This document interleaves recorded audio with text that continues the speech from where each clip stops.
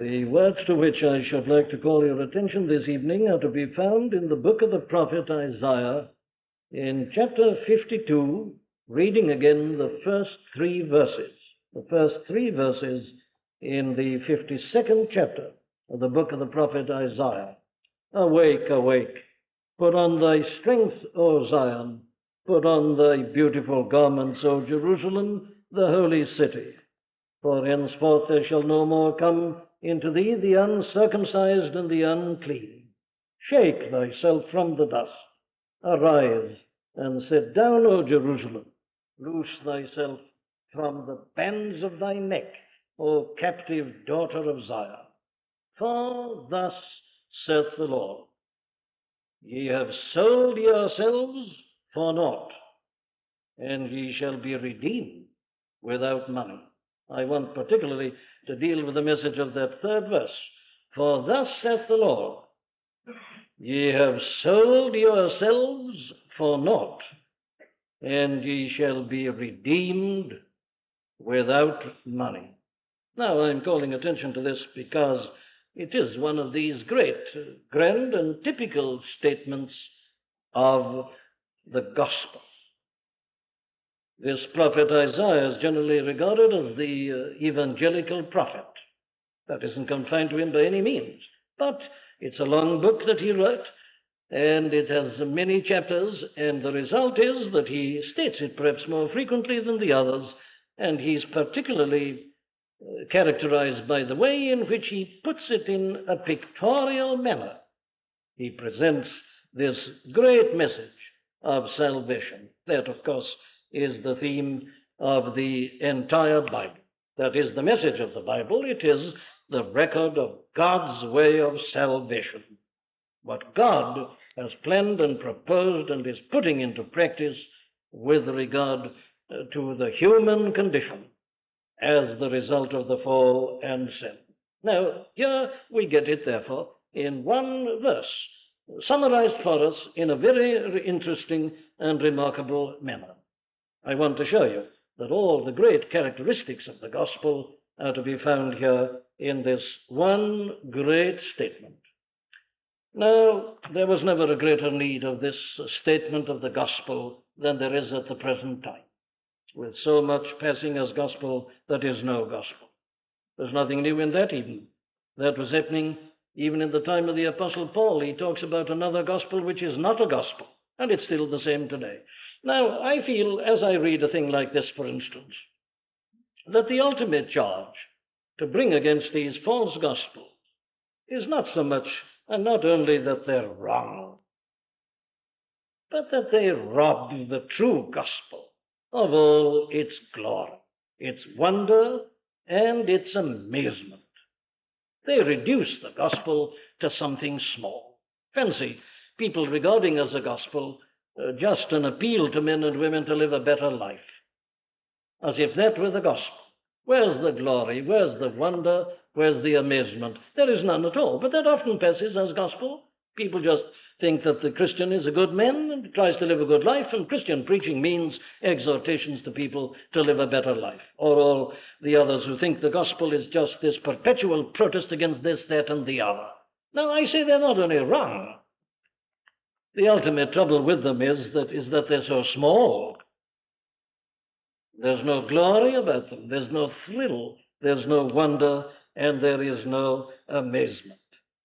But you see, when you come to the real gospel, you find how different it is. Here's the position.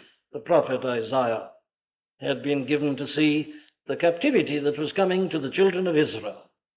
He warns them. He knows they won't listen. He knows that they will be carried to the captivity of Babylon, and there they will suffer. They'll be slaves, they'll be servants, they'll have lost all their liberty and all the joys of living. They'll be strangers in a strange land, and in this condition of utter bondage, captivity, and slavery. They'll be completely helpless. They'll have no arms. It'll be impossible for them to work up some kind of rebellion and get themselves at liberty again. No, it'll be a condition of complete and absolute hopelessness.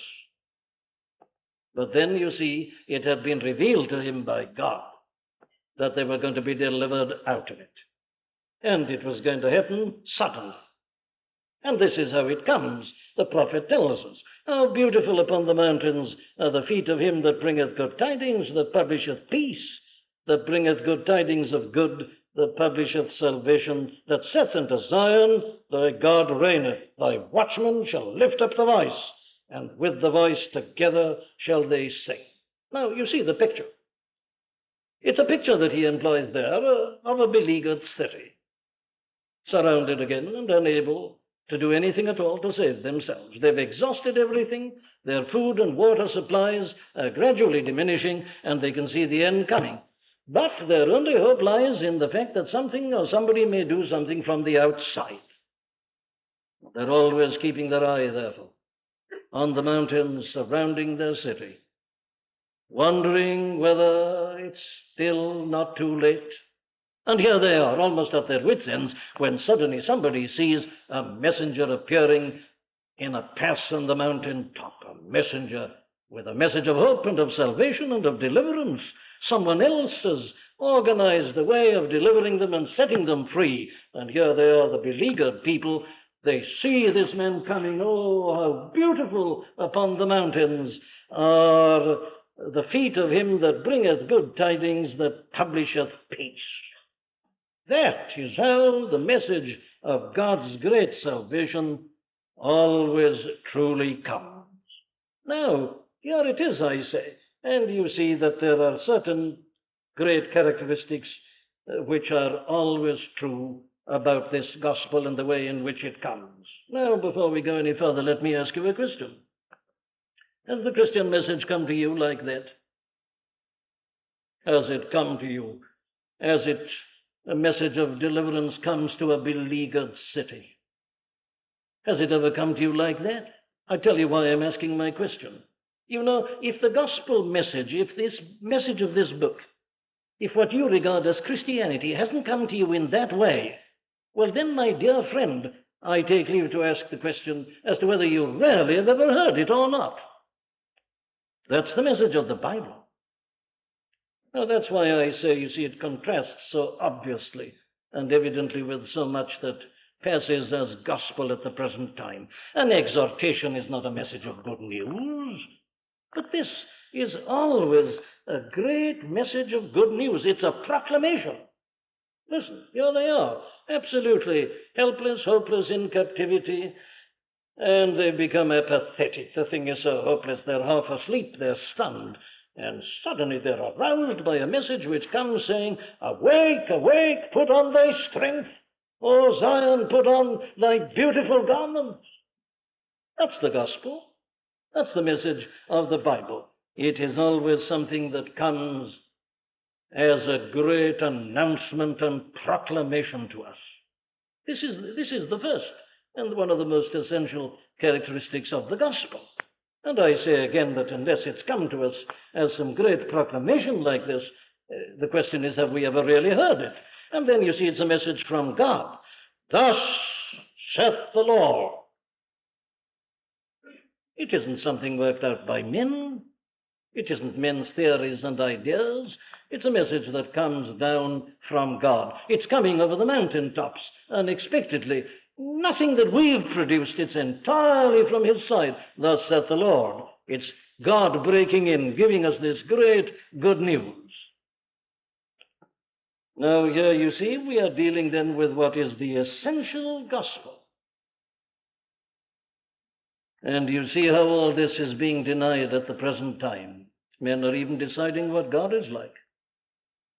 They not only decide what his message ought to be, they decide about God himself. And the whole emphasis today is upon man and man's thinking and man's discovery and man's knowledge and man's 20th century. It's all from us. And it changes from day to day almost and from age to age. But that's a blank contradiction of this message.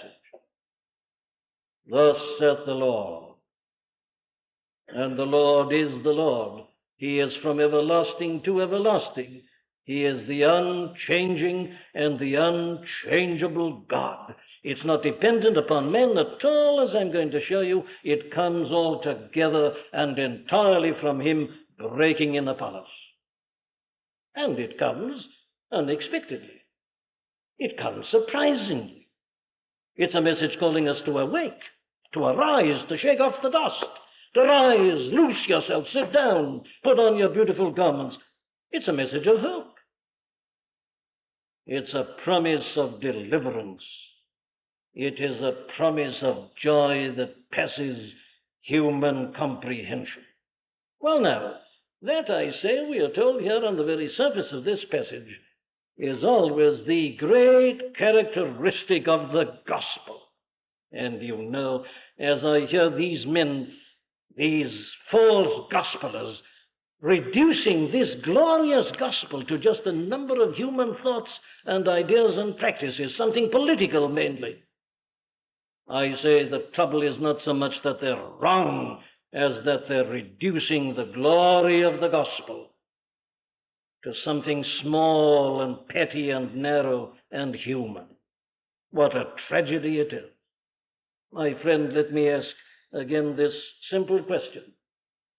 Has the gospel come to you as the greatest surprise of your life?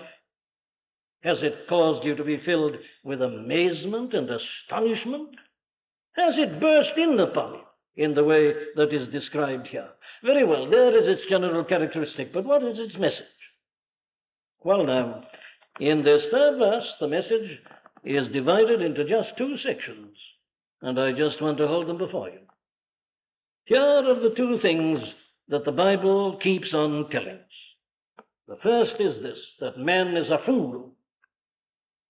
And the second thing is that salvation is altogether and entirely of God and of his free grace.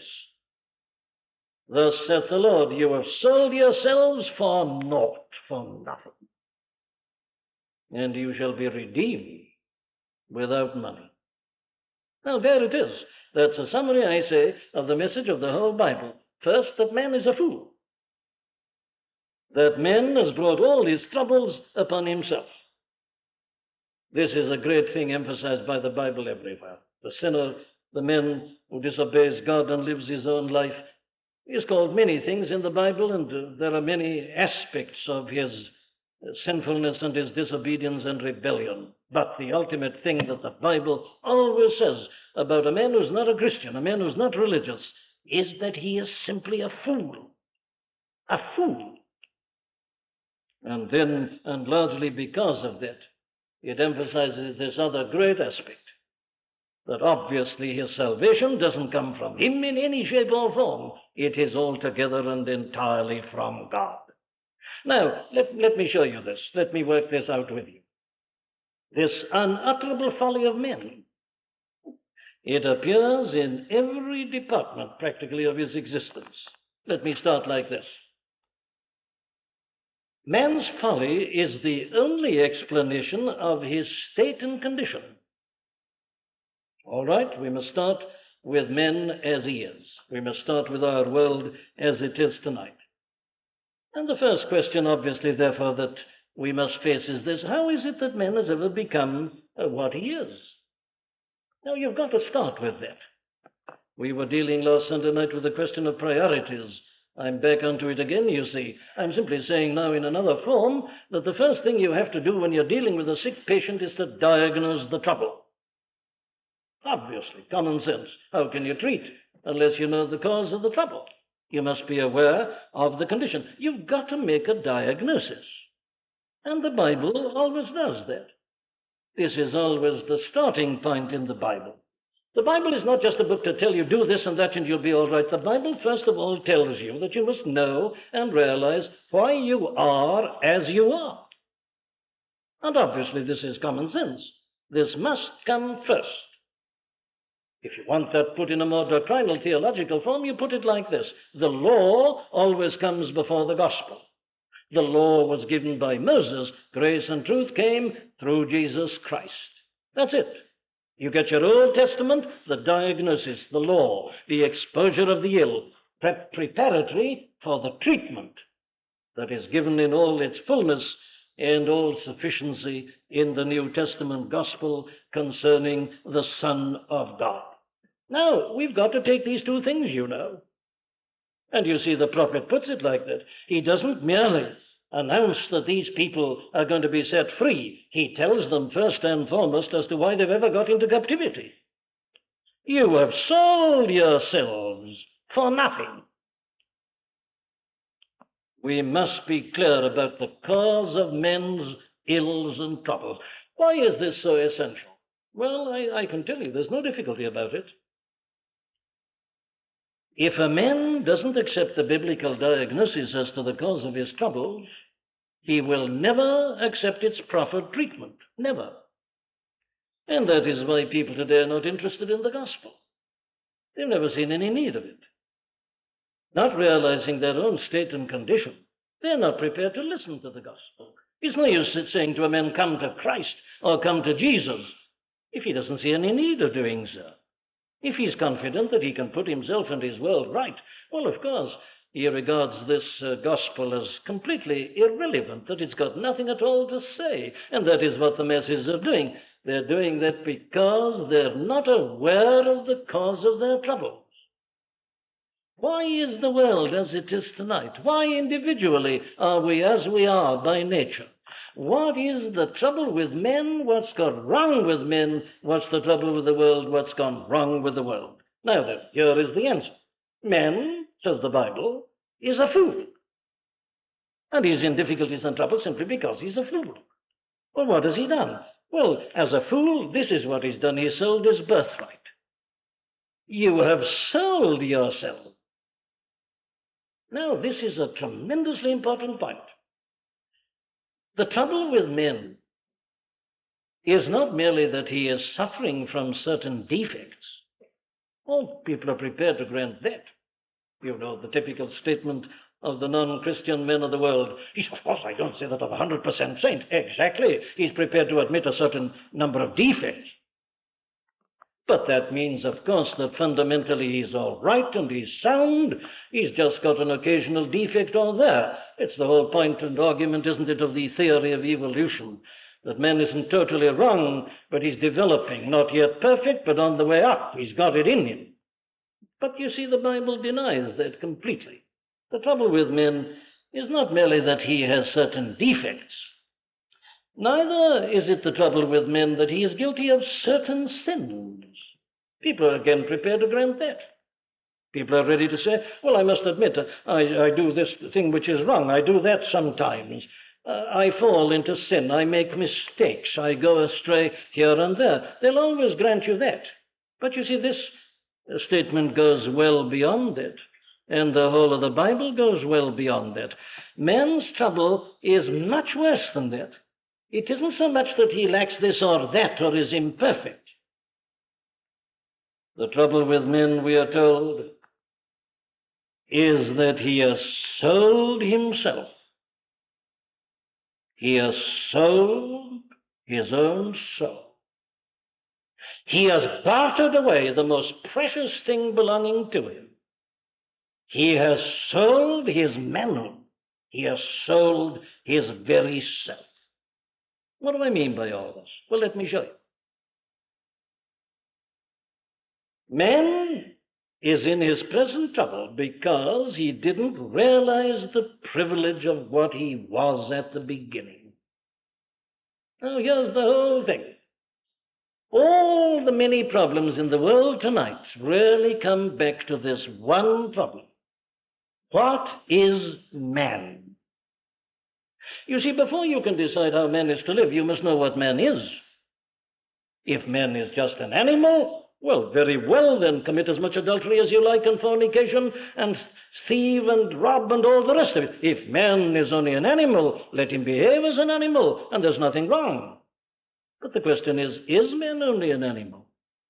You see, you must start with this first great question, and this is where the whole of our troubles come from. They all derive from this initial error. Man was made in the image of God. Now, this is the statement, this is the teaching, this is the very basis of the whole Christian position, that man is not an evolved creature. Man is a special creation of God.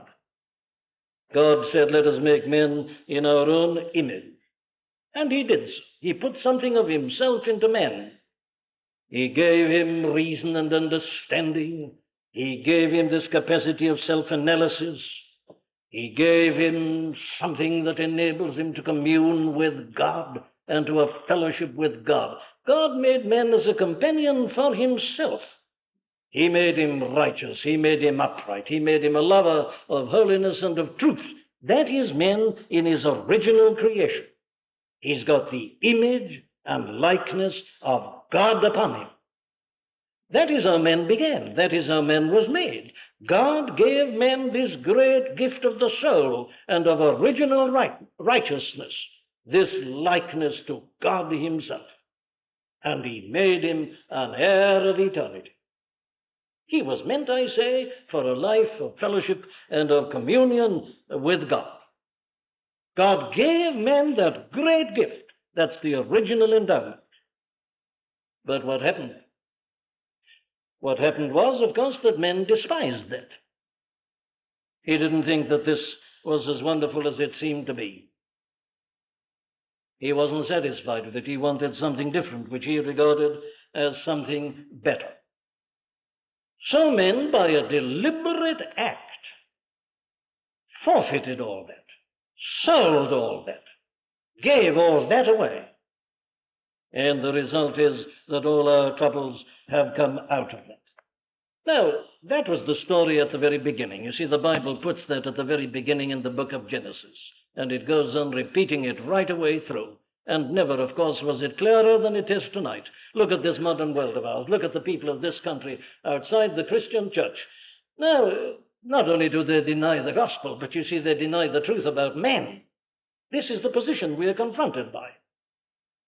That when you tell the modern man the kind of thing I'm saying now, he laughs it, he ridicules it. Why? Well, he doesn't believe that. What does he believe then? Well, he believes that man is only an animal. He deliberately sells, throws overboard this whole idea that man is made in the image and likeness of God. He says, nonsense.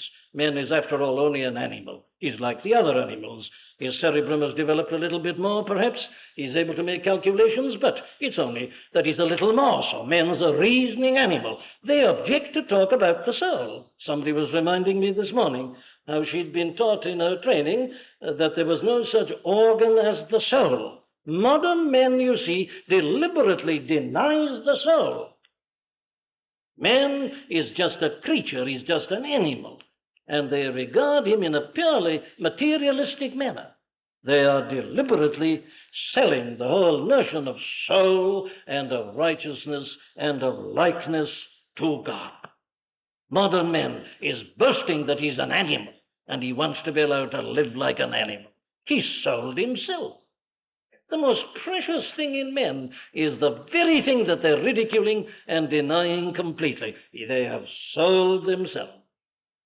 But wait a minute. It isn't the end of man's folly. And you do see the folly, don't you, my friend? Fancy men objecting to the fact that he should be told that he was meant to be altogether above the creature and above the animal, that he was meant to be like God and meant to be a companion of God. Fancy man ridiculing all that and boasting of the fact that he's but an animal. Isn't this sheer folly? But listen, he's not only sold himself, he sold himself for nothing. You have sold yourselves for naught. And here, of course, we see the essential and unutterable folly of men. Man thinks he's clever. Man thinks he knows what's good and best for himself. He thinks he's doing well for himself. He thinks he's making a thoroughly good bargain. Man thinks that by rejecting God and the Lord Jesus Christ and this Christian way of life, that he's doing a good thing for himself, I say. We all know something about this, don't we? Man will persist in thinking that by turning his back upon God, he's going to gain something. He's always convinced that he is going to gain and that he'll have some great increase. Religion, God are regarded as something to stand between man and his own real attainment and possibility. Man, by throwing off God and religion, is going to gain a tremendous universe for himself. And that's why they reject the teaching of the Bible. But here, you see, we are told that he has sold himself for nothing. Come, let's examine this. Is it true? Is it a right statement? Would you prefer it perhaps in the language of the Apostle Paul? He puts it like this. He puts a great question to the members of the church at Rome. How would you answer this question? What fruit had he then in those things whereof ye are now ashamed? For the end of those things is death. When we were the servants of sin, he says, you were free from righteousness. What does the sinful life really give us? Now, here's the question I think the modern man needs to face. He shakes off religion. He's a man of the world, a man who's up to date. He understands. He knows what's best for himself. Every man's out for himself, and he's doing what's best for himself. Now, I think it's about time we face this question. What does man really gain for himself by rejecting this message? Well, let's put the question in another form, the form our blessed Lord himself put it. What shall it profit a man, though he gain the whole world and lose his own soul? What is it? Examine that question. What shall it profit? It is a question of profit and loss. All right, man's always out for a bargain. He thinks he knows. He's doing well for himself. Very well, I say, produce the ledger. Let's have a look at it. What do you really get? What do you really gain? What does the life of this world really give to a man's mind? Think of the great world tonight that isn't doing what you and I are doing now. Think of the people who are glued to the television set or listening to the radio or drinking in public houses or doing other things. You know, the people who think that they're clever by not being Christian and who are rather sorry for us. They are really getting life. They are really living. Well, now, I'm just asking, what are they getting for their minds this evening? Are they facing these great fundamental questions? Or the people who spend their day reading the Sunday newspapers, going through all the things that happen in the law courts, or reading the clever people putting up theories, criticizing one another, playing to one another's ends. Well, what's the profit? What's the gain? Or the people who live on the gossip, court circular, what's happening in certain circles. Where's the edification for the mind? How does all that help you really to live? What does that really tell you about yourself and about your being and about your destiny? Come, my friends, it's all very well to talk about sophistication and being clever and up to date and dismissing this as sob stuff. I'll ask a question. I've often asked it from this pulpit. Do you think that the majority of people outside the church tonight who are not interested in Christianity are exercising their minds and brains and understandings as much as I'm asking you to do at this present moment? That's the question. No, it's entertainment. It isn't facing the problem. The world is living on entertainment. It's nothing ultimately to give to the mind. They've sold themselves. What have they got? They've got nothing. They don't understand men. They don't understand what's happening in the world. They're quite bewildered and baffled. The Christian isn't, but they are. They don't understand. They've followed the false prophets, the people who said the League of Nations was going to put an end to war, and the people who said that education was going to put the world right. They've followed them. But you see, it hasn't put the world right. They've thrown over the gospel, sold the soul, and they've got nothing. They don't understand. They're utterly bewildered and baffled and are falling back upon drugs in various shapes and forms. Oh, what is that life to give to the heart? Does the heart really get satisfaction? Does the world really know what love means? Well, keep your eye on what happens in the divorce courts. Look at these experts in love, supposedly, these film stars, and see what happens to them. Is their heart satisfaction? You can spit on the Ten Commandments and tear them up. Do you find heart satisfaction? It doesn't seem to last very long, does it? Does all that the world has got to offer you tonight really give you satisfaction in your heart? Having thrown away your soul, having sold it, what have you got left? What have you got in return? And still more when you come to the realm of the Spirit. What has the world and all that it is tonight got to give you when you think of yourself in the realm of spirit, when you think of death and what may be beyond it, it's got nothing to give you. It's got nothing to say to you. You see, this other life has got nothing to give the mind, nothing to give the heart, nothing to give the spirit. It has no insight. It has no lasting pleasure. The world is unhappy. The world is miserable. That's why it's drinking so much. That's why it's drugging so much. That's why there's a pleasure mania. The world and its people are unhappy. It doesn't get satisfaction, and it has no consolation.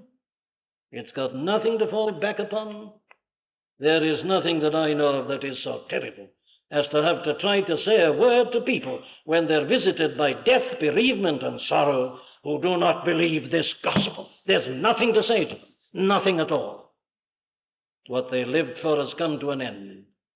Only this last week, a man was telling me about his own brother. He said, you know, he's lost his wife. I hadn't heard that. I knew the man. He's lost his wife. And he said, he doesn't know where he is. He doesn't know what to do. He said, he was telling me himself, he said the other day that he could see now, too late, that he and his wife had made a terrible mistake in life. How? I said. Well, he said, you know, once he left home, he turned his back on the church and on religion, and he and his wife, they just lived for themselves. Now, the man he was talking about, his brother, was not an immoral man. He was a good-living man, as the world would have it. But you see, he said he and his wife, they just lived for one another. They hadn't even made many friends. They were just living for one another. The wife dies. He's left bereft. No consolation, no comfort, nothing whatsoever to fall back upon, no reserve. And that is the life of the world without God. It keeps you going, and you have to keep going. The moment you stop, it stops. There's nothing. It's a kind of iridescent bubble. And in the end, you've got nothing at all but vapor and air. And there's no hope to cheer the tomb. There's no understanding of death. There's no knowledge of what lies beyond it. I'm asking you in all seriousness to consider this question. This is the verdict of God. You have sold yourselves for nothing. Nothing. You've got nothing. And you'll find yourself on your deathbed, and you'll have literally nothing at all. You won't have your bank balance. You can't take it through death. You won't have your house, your motor car, your relatives, your friends, your drink, your gambling, your television. You'll have absolutely nothing. And you'll realize the truth of the statement. Naked came I out of my mother's womb, and naked shall I return thither. What has the world to give you? It has nothing. Man, says the Bible, is a fool. He always thinks he's making a wonderful bargain when he sells his soul. But he's always like the prodigal son. He thought he was doing a very clever thing when he left home.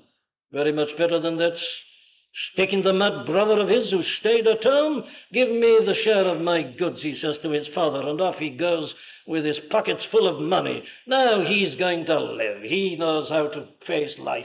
Here's a man who's really going to have a thoroughly good bargain. Farewell to all that nonsense. He's going to live in his own way. But you haven't gone far in the story of the prodigal son before you come across this illuminating phrase, no man gave unto him. He'd spent all his money, and his friends had helped him to do it. You'll have friends, you know, while you're pouring out money. You pay for the drinks, you won't lack companions, but when the money's gone, they'll all disappear. They'll attach themselves to somebody else. That's men without God. That's men without a soul. That's men denying his original righteousness. No man gave unto him. There began to be a famine in that country, and all the food had ended, and he finds himself in the field with the swine and the husks that the swine were eating, and no man gave unto him. What's he got? Nothing. Absolutely nothing. He sold himself. His birthright, his family, his prospects, he sold it all. And he's got nothing. Isn't man a fool? This is what the Bible says. But wait a minute, we haven't finished. Man not only sells himself and his soul, he not only does so for nothing, the result of his doing so is that he becomes a slave. You have sold yourself. And when you sell yourself, it means that you are a slave. A man who sells himself is a slave. You can sell your house, but you're not a slave. You can sell various goods, you still are not a slave. But if you sell yourself, and that's why I'm emphasizing this, you are nothing but a slave. That's why the apostle says, I am carnal, sold under sin. He is describing a man who is not a Christian. He is describing a man who has sold himself. I am carnal, sold under sin. You see the folly of men? He regarded life with God as slavery. That's why people turn their backs upon God. There it is, I say, go back to the Garden of Eden and you'll see the whole thing. God makes the men in his own image and likeness. There they are, men and women, companions of God, enjoying paradise, not having to sweat and work and labor to keep themselves going, just picking the fruit, paradise. But you see, the devil comes along and he says, look here, are you going on like this? Are you going to allow God to take advantage of you in this way? You know, he said, God's keeping you down. God is really insulting you. He tells you not to eat the fruit of that tree because he knows very well that the moment you do so, your eyes will be opened and you will become as gods. God, he says, is not dealing fairly with you. You ought to get your freedom. You're being hemmed in. God's tying you down. Why don't you assert yourself? Why don't you become free? Turn against him. And they listened to him. They thought that by turning their backs upon God and disobeying him, they'd achieve freedom. And that's what mankind has been doing ever since. This thought of God, they say, holding you down. And these 10 commandments and this moral law, always saying no to this and no to that and do this and that. It's a sheer slavery. And the psychologists, at least they were popular ones, Freudians, they're not so popular now. They're beginning to see through him at last. It's taken them a terrible long time, but they're beginning to see through it. What a lie it is. What a sham, what a fraud it has all been. But that was the teaching, you see, that religion is a slavery. These supposed gods who hold you down. You must break loose. You must break free. You must assert yourself. You must express your personality. Religion is an incubus, something holding us down in slavery. Shake it off. That's what man did at the beginning. He's been doing it ever since. And he thought he was going to set himself at liberty. But what's happened? He has become the slave of the devil. Man, in listening to the devil, was selling himself to the devil. And man has become a slave of the devil and of the world and of sin. And that's the whole tragedy of the world tonight, that this foolish world is boasting about its rebellion against God and thinks it's free. And it's in unutterable slavery to the God of this world. You hath he quickened, says Paul to the Ephesians, you hath he quickened that were dead in trespasses and sins. You, he said, who walked according to the course of this world, according to the prince of the power of the air, the spirit that now worketh in the children of disobedience. Our Lord says, the strong man armed keepeth his goods in peace. That's mankind. The tragedy of the world tonight, that man is a slave, slave of his own world, slave of the devil, slave of sin. Examine yourself. Free will. Have you got free will? Of course you haven't, and you know you haven't. Your life is governed by the world. It's governed by fashion. It's governed by the thing to do. It's governed by what other people say. Mass circulation of the newspapers, and it's all repeated and propaganda. Men think they're free. They're not. They've never been so much the slaves of the machine and of the propaganda machine. No, there's no liberty. Man can't serve God when he wants to. Try to. You try living the righteous life, and you'll soon find how much of a slave you are. You take your New Year's resolutions. Why don't you keep them? The answer is because you can't. You're a slave. We are slaves to the desires of the flesh and of the mind. We are the slaves of lusts and passions. We are the slave of evil tempers. emulation, jealousy, envy, malice, spite, ambition. These are the things that are governing men. Hence the turmoil, hence the quarreling, hence the fighting, hence the misery, hence the drunkenness, hence the unhappiness, hence the moral social problem. Men a slave, sold under sin. Oh, let's turn to it again. This classic statement of the whole thing. Isn't this true of you and of your experience? We know that the law is spiritual, but I am carnal, sold under sin. For that which I do, I allow not. In other words, he says, the very thing that I do, I know I shouldn't do it. I know it's wrong, and yet I do it. But that which I hate, that do I. If then I do that which I would not, I consent unto the law that it is good. Now then it is no more I that do it, but sin that dwelleth in me. In other words, he says, I'm a slave to something in me that's stronger than myself. Exactly. He then puts it quite explicitly. I find a law then that when I would do good, evil is present with me. For I delight in the law of God after the inward man, but I see another law in my members, warring against the law of my mind and bringing me into captivity to the law of sin. And that's true of every one of us by nature. Isn't that one of the greatest causes of misery in life? You've decided to be better and to live a better and a purer life, and you break it all in a second.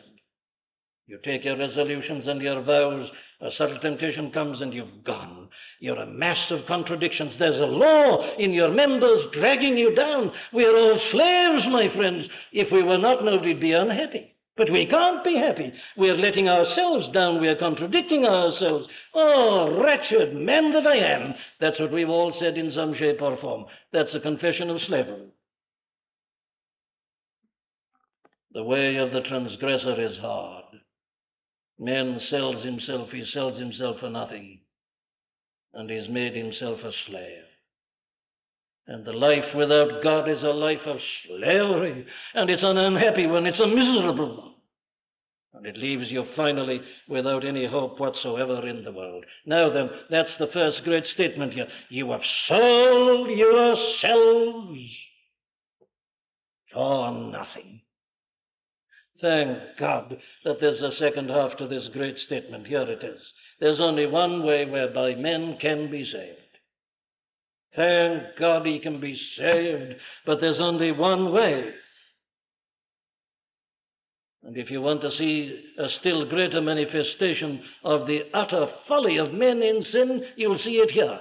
That man objects to the second half of this verse quite as much as he does to the first half. Now, you would have thought that any reasonable man, finding himself in trouble and misery and unhappiness and his world the same, when he hears a great announcement and proclamation, he would have said, thank God, this is just... They don't, they object to it.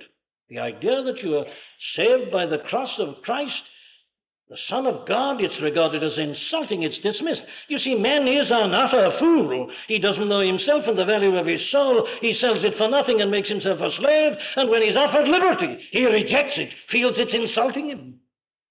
What can you say about him except that he is just an utter fool? But, my friends, there is a way of salvation, and there's only one. It is God's way of salvation.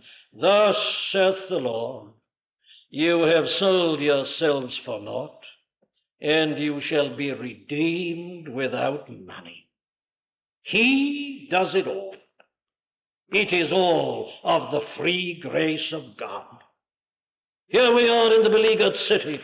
How beautiful upon the mountains are the feet of him that publisheth peace. The message has come, and it's come into this world by none other than the very Son of God himself. Look at him coming. Are his feet not beautiful to you tonight? Listen to him. I am come to seek and to save that which is lost. I am come that they might have life and that they might have it more abundantly. That's what he's saying to us, poor, miserable slaves, slaves of the world and the flesh and the devil. It is all of God.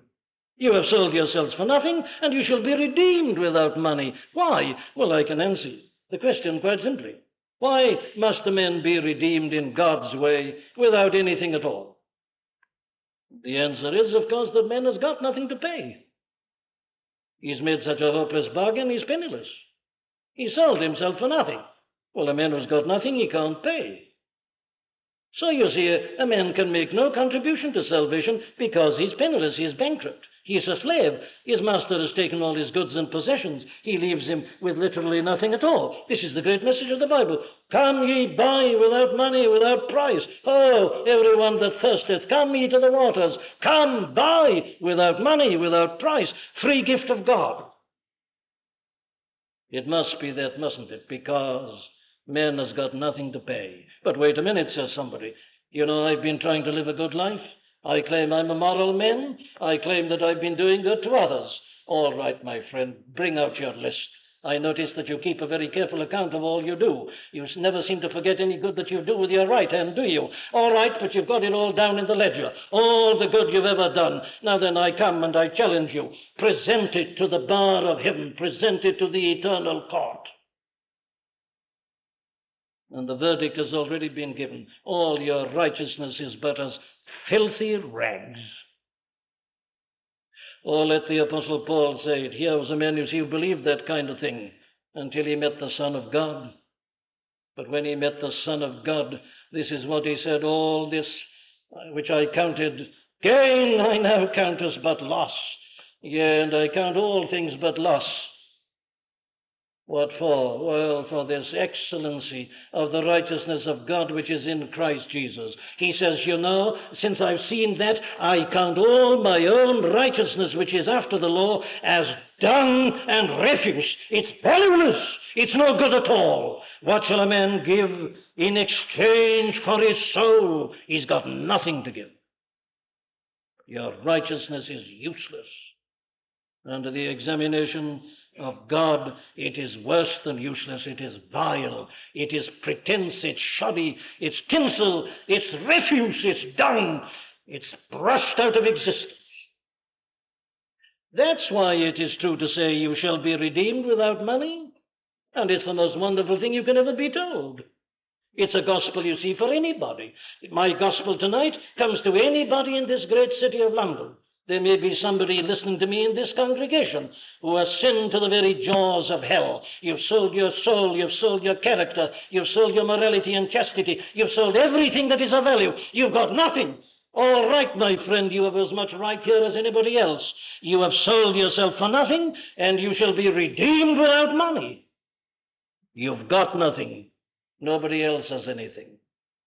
We all are paupers. We all have nothing at all. That's one reason why we shall be redeemed without money, because we haven't got any. But there's a second reason. And if this doesn't move you and ravish your hearts, my dear friends, you're not Christians and you know nothing about it. Why shall we be redeemed without money? Well, the answer is because it's already been paid for us by another. And it has been done by the Son of God. You have been redeemed, says Peter, in his first epistle, first chapter, verse 18, not with gold or silver or such things, but with the precious blood of Christ, as of a lamb without blemish and without spot. That's the price. You are not your own. You've been bought with a price, and the price paid was the life of the Son of God, his broken body, his shed blood. He gave himself. You've sold yourself for nothing. He's given himself freely for you. He's given his life, his all, that you and I might be redeemed. He's paid the price. He's ransomed us. He's bought us out of our awful predicament. By grace are ye saved, through faith, and that not of yourselves. It is the gift of God. The Son of God, says Paul, who loved me and who gave himself for me. That's what he's done. That's the message. Thus saith the Lord, you have sold yourselves for nothing, and you shall be redeemed without money. My friends, this is the gospel message. You can come just as you are. Nothing is asked of you, because you've got nothing to give. You come just as you are, in your sins, in your failure, in your hopelessness, in your lack of understanding. You come exactly as you are, and where you are, you believe, and immediately You are forgiven, and you are reconciled to God. That is called justification by faith only. Let not conscience make you linger, or a fitness fondly dream. All the fitness he requireth is to feel your need of him. This he gives you. 'Tis the Spirit's rising beam. That's the proclamation that God makes to this world tonight. This is Christianity, not an exhortation to us to save ourselves, not an exhortation political, social to us and to the people in South Africa and other parts of the world, not this perpetual political, social message. No, no. God speaking to us individually and telling us that we can be set free, ransomed, redeemed, that he so loved the world that he sent his only begotten Son into it, and that he has paid the price. He gave himself, the Son of God, who loved me and gave himself for me. This is the gospel that men reject. Oh, what a fool he is. He says, I must surely be doing something about it. The pauper, the slave, the man in the captivity. What can you do? You can do nothing. Try and you'll find you can't. And here is the free offer of God's full and free salvation. But for me to close, look at the result of the deliverance. And here again, man shows his unutterable folly. Look at the salvation that he refuses. What is it? Well, listen, how beautiful upon the mountains are the feet of him that bringeth good tidings, and that publisheth peace. Peace, my dear friend. Peace in your conscience. Peace with God. The knowledge that your sins are forgiven. That you need not fear death. You needn't fear the grave. You needn't fear the bar of final judgment. Peace with God. You remember how the apostle puts it again at the beginning of Romans 5? Being therefore justified by faith, we have peace with God. There is therefore now no condemnation to them that are in Christ Jesus. We have passed from judgment into life. Here's a messenger announcing peace. Christ dying upon the cross hath made peace. Peace between man and God. The God who's against you is for you, and you no longer are an enemy of God. Reconciliation, peace, peace with God through our Lord Jesus Christ. What else? Well, listen to him. Here he tells us, awake, awake, put on thy strength, O Zion, put on thy beautiful garments, O Jerusalem, the holy city. Beautiful garments. We've all been living in rags, haven't we? Moral rags, spiritual rags, filthy rags, bespattered and besmirched by the filth and the mire and the evil of this world. Oh, not only are we ugly, but our clothing, how terrible. But here we are told to rise and to put on these beautiful garments. They're provided for us. We can't buy them because we've got no money, but the robe is provided. That's why old Count Zinzendorf wrote that hymn translated by John Wesley, Jesus, thy blood and righteousness, my beauty are, my glorious dress, midst flaming worlds, in this arrayed, a garment to fit me for heaven, a beautiful robe, spotless, seamless, the righteousness of Jesus Christ, covering me and all my unworthiness and foulness. Beautiful garments. That's what's offered. What else? Well, you see, he says, shake thyself from the dust. Arise and sit down, O Jerusalem. Loose thyself from the bands of thy neck, O captive daughter of Zion. The poor slave got manacles on him, got chains, and here he is tied down by them from the neck downwards. The slavery of sin, the slavery to the world, the flesh, the devil, the thing that defeats us, the captivity that Paul talks about. Here we are, and we can't set ourselves free. Suddenly a voice comes, awake, awake, put on thy strength, rise up, shake thyself, stand up, loose yourself from the bands of the neck, O captive daughter, and you rise, and you find that you're free. He breaks the power of cancelled sin.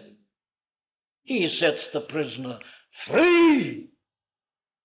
The strong man armed keepeth his goods at peace, but when he cometh that is stronger than he robbeth him of all his armour wherein he trusted, and he sets his goods at liberty. The emancipation, the freedom, the liberty of the men in God, the glorious liberty of the children of God. The law of the Spirit of life in Christ Jesus hath made me free from the law of sin and death. Not only free from condemnation, but free from the power of evil and sin, from the dominion of Satan. What else? Well, listen to him. How beautiful upon the mountains are the feet of him that bringeth good tidings, that publisheth peace, that bringeth good tidings of good, that publisheth salvation. Oh, the good things that he offers. My dear friend, I'm very sorry for a man who isn't a Christian. Oh, what he's missing.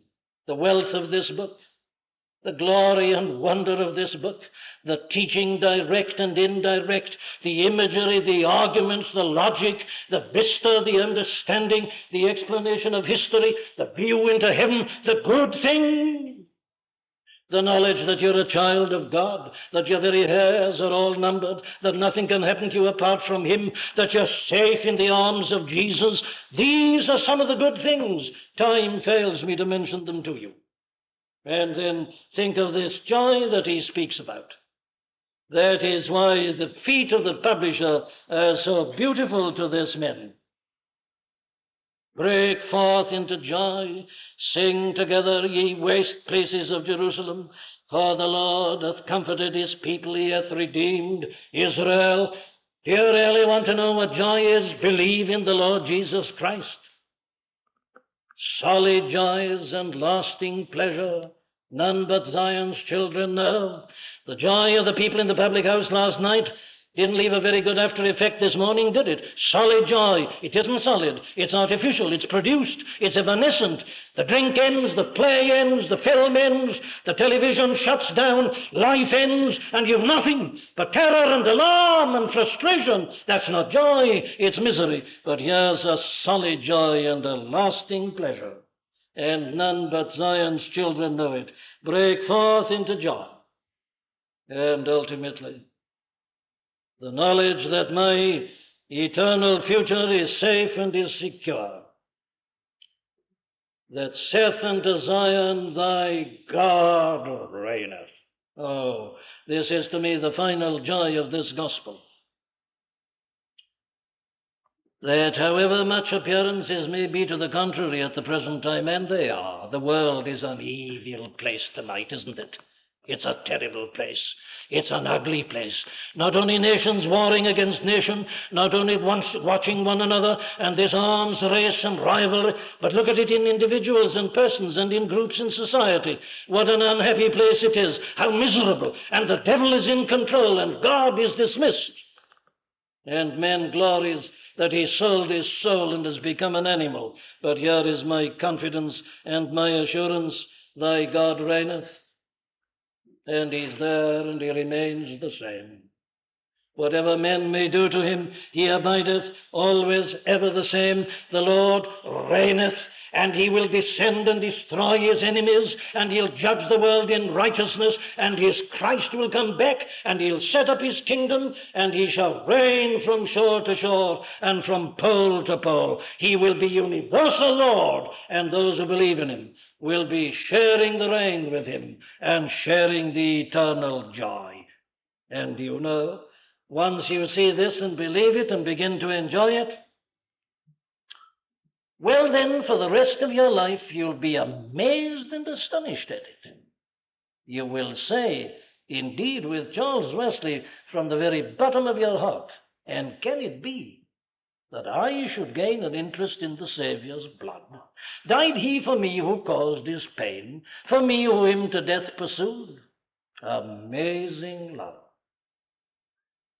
And can it be that thou, my God, didst die for me? And he'll smile back at you and say, it's perfectly true. I loved you and gave myself for you. You are saved by grace, free and full.